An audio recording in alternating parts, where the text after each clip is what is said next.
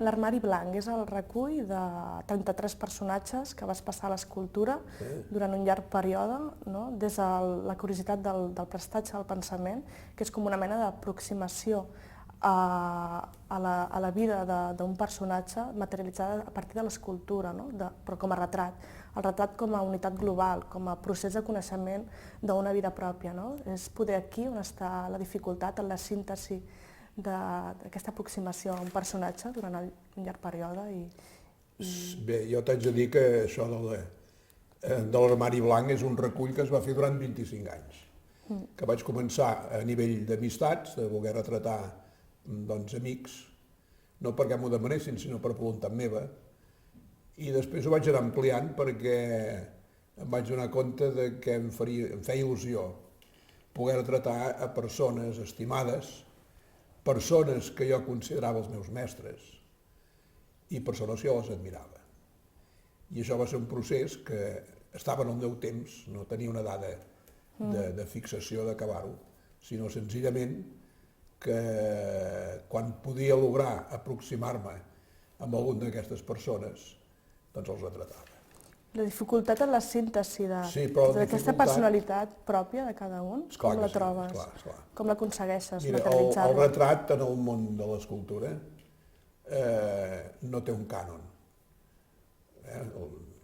No té un cànon. Per exemple, si agafem l'estatuària clàssica grega, difícilment es lograva el retrat potser autèntic d'aquella persona, no? Perquè hi havia uns cànons artístics de bellesa i normalment es mistificava una miqueta la personalitat. Això no vol dir que n'hi ha d'excepcionals. El meu cas és que a mi, jo t'ho diré d'una altra manera. En el moment de retratar, el que m'interessa més és la vida de la persona. I això sempre ha sigut una fita de la meva escultura. En pla de la vida en deia caràcter, no? Treure el caràcter de les persones. I això es logra, com ara fem tu i jo, enraonant amb l'expressivitat, perquè fixa-t'hi en un detall que sempre he pogut captar. Quan tu tens una persona que has conegut, jo poso com un exemple, no? I el tens a distància, recordaràs més la seva expressivitat, la seva manera de riure, la seva manera de mirar o de gesticular, que exactament quina forma tenia els seus llavis o les seves celles. O sigui que si es capta, si es pot captar, que jo no sé si ho he fet, això que se'n pot dir la vida, que és l'expressivitat. Més la semblança psicològica que la semblança física, poder, no? Psicològica sí, subjectiva sí. També deu ser una escola tècnica per tu, el fet de treballar durant tants anys el retrat, no? També deu haver ajudat a aplicar-ho a altres formats, altres llenguatges, la tècnica del retrat. Sí, s'evoluciona. Una cosa curiosa d'aquests 33 retratats en l'Armari Blanc era que podies veure, amb aquests 25 anys de curs, com també va evolucionar la meva tècnica expressiva de treballar el bronze. Perquè tots eren de bronze, no hi havia cap pedra ni cap fang. Primer va venir el mestre, vas tenir mestres l'Emilia de Torres com a pintura, l'Eusebi Villela com a la perspectiva, a Manuel Cuyàs pel dibuix i en Ricardo Piso per la caricatura. Després va venir en Josep Pla. Jo et volia preguntar, en Josep Pla, com a mestre, com va ajudar? Realment va confondre en l'ofici o realment va aclarir conceptes? Totalment conceptes, perquè en Josep Pla no era un escultor, era un escriptor, no? El que passa que és un escriptor que jo em mirava ja des de molt jove, les primeres lectures ja van ser els seus llibres, i després vaig tenir la sort de poder-m'hi relacionar amb ell, i estar en el seu mas, a casa seva, i tenir llargues xerrades, una sort que vaig tenir, a part de les seves lectures.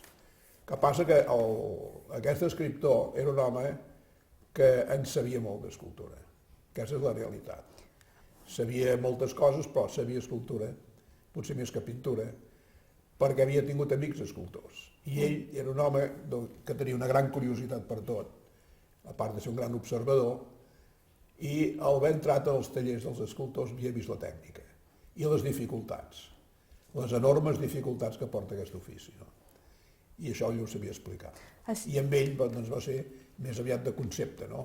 I així això que em deia sempre, vostè el que ha de treure és el caràcter de l'escultura. I així la seva ambigüitat i la seva gran capacitat crítica, que a vegades era una mica desprevinguda, et va aclarar conceptes o et va arribar a confondre alguna vegada? No, ja va bé. Parlar amb persones que siguin crítics és el que va més bé. És la lliçó de la vida, no? Doncs el podem considerar un bon mestre, no? Tant que sí. Hi ha aquella dita catalana que diu qui et vol bé et farà plorar. Això es podia aplicar això també. Manel, Josep Maria Espinàs, com el conceps aquest personatge? En la interpretació escultòrica del personatge? Les persones que coneguin Espinàs saben que és un home que és alt i prim, que al ser prim encara allarga més. Si té un tipus que es pot dir esvelt, no? Escultòricament parlant, seria un home esvelt, no atlètic, i aleshores la interpretació que li vaig fer d'aquest cap, hi ha dues anècdotes, per exemple. Li vaig fer un coll excessivament llarg, que no és humà, perquè doni la sensació d'una persona alta.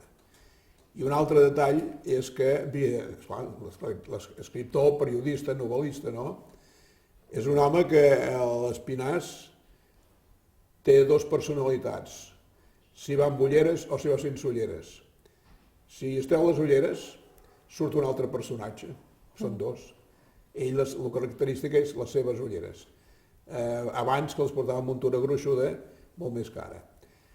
Hi ha un petit detall que l'observador podrà veure, i és que la varilla de la ullera, la vareta que es diu de l'ullera, dels dos cantons, són dos bolígrafs de Puntavic. Per demostrar, com a anècdota, que és escriptor. Manel, el 1978 llegeixes el llibre de El caminant i el mur de Salvador Espriu. Un any després inicies xerrades amb el poeta i el 1987, més o menys, acabes les 33 escultures que materialitzen 3 epígrafs. 87, no, sí, a finals dels 80. A finals dels 80, no? Unes 3 escultures. Aquest llibre és com una síntesi de les preocupacions i anhels de la identitat i de la voluntat del trajecte del cicle vital que exprimeix Salvador Espriu, no? En els 3 epígrafs del... El llibre aquest, igual que quasi tota la poesia d'Espriu, té moltes lectures. S'hi pot veure la repressió franquista, però també s'hi pot veure el que ha patit el poble jueu, la fugacitat del temps, l'arrel aquí a casa nostra, ell que té sempre aquesta poesia dedicada a Arenys, que és Cinera, no? Assaig de càntic al temple.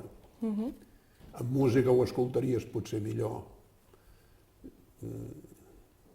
Després de la roda del temps, cançó del pas de la tarda, són peces que les veies de seguida. No? Més, captar una forma d'una lectura poètica, són moltes formes que se poden presentar, no? Però n'hi havia algunes de molt concretes, no? Cançó del pas de la tarda va ser una dels que em va sortir més emotivament. I Manel, d'aquestes escultures que trobem aquí, o poder d'algunes que no hi són, quina és la que, o quina d'elles són les que aproxima més autor i escultor? D'aquestes que hi ha aquí, doncs podria dir aquella... El retrat d'en Salvador Espriu? Sí, que en el fons, si veus, es forma com en la transparència, no? El blanc fa el buit i el relleu, doncs aquesta potser és una de les peces que hi ha més emotivitat de part meva. Perquè tractes directament... Perquè la lectura dona aquestes imatges corpòries de l'escultura.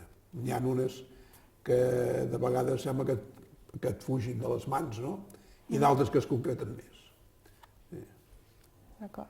Manel, en quant a la tècnica, com diferenciem el tractament poètic del material del tractament retratístic de les altres escultures que hem vist abans? Realment hi ha una diferència en el tractament de la matèria, no?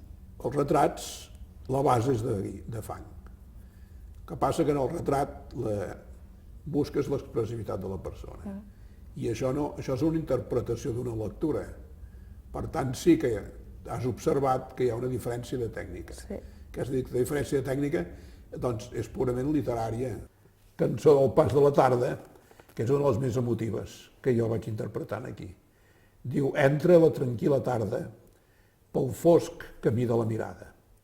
Enllà del mar ben treballat pels bous del sol, endins del blat, quan més perfecta mor la flor a l'aire lleu, pel gran dolor d'aquest camí de la mirada se'n va la tranquil·la tarda. Són dos personatges que poder simbolitzar el dia o la nit o...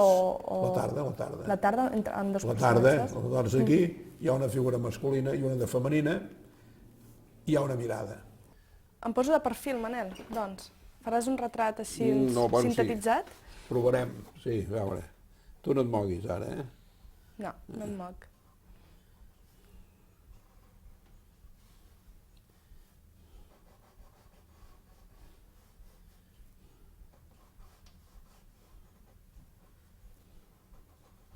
Que te n'han fet molts de dibuixos, a tu. Me'n va fer una vegada per la comunió en Joan Parés, a Mataró.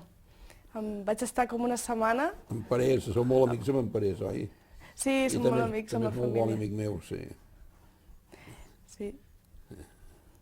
Però em va fer estar molt de temps estàtica, durant diverses tardes.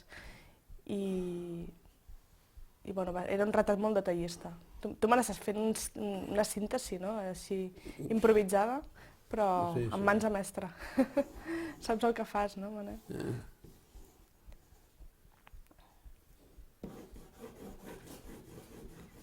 Sento el garbuix del llapis, com flueix per sobre la làmina de paper. Doncs ja ho deixaríem així. A veure...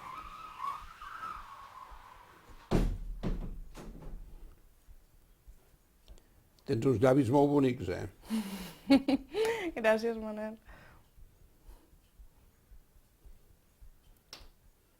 Millor sempre tenir la cara relaxada, no?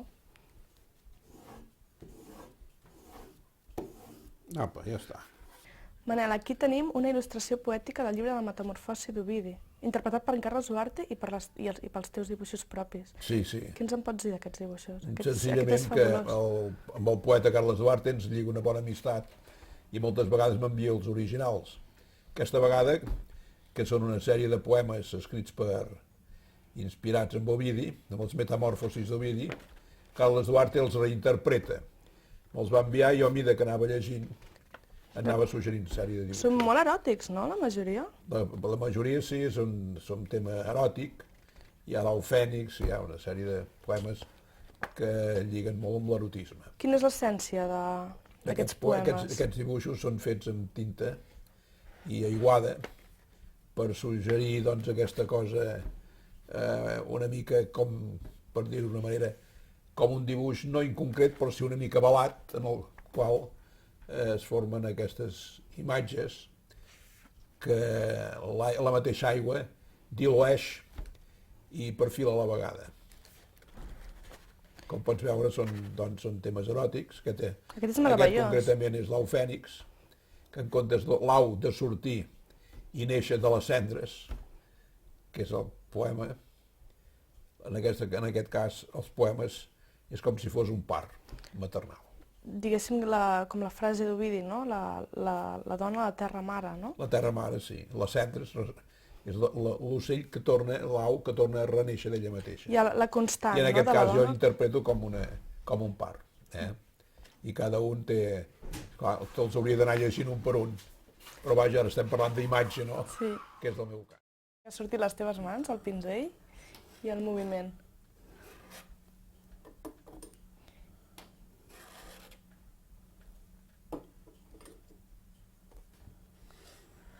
És molt fin aquest pinzellet, sembla una mena de pluma, no? És una pluma, sí. És una pluma.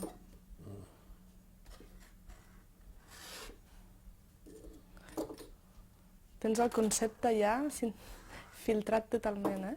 Va sorgint ja. Farà un no.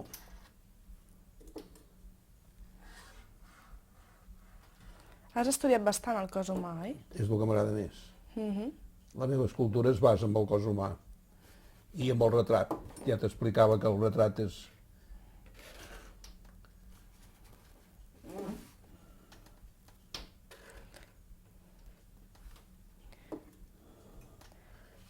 has filtrat també de nusos noucentistes i grecs, no? Hi ha una tendència aquí.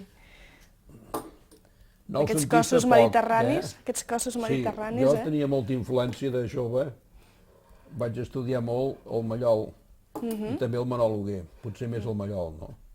I això potser es basa una mica amb aquest tipus d'interpretar el nu. Una figura molt femenina.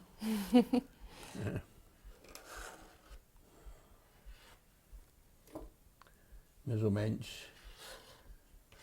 Preciós. Després també de jove vaig estudiar el món clàssic i també l'escultura. Després em va impressionar molt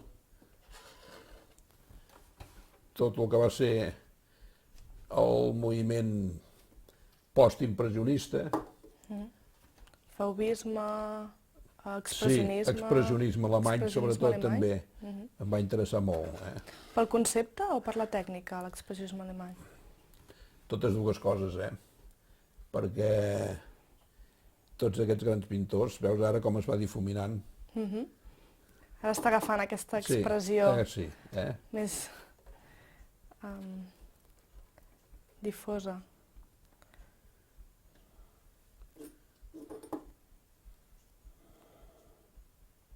Però l'expressionisme alemany, un concepte força dramàtic, no?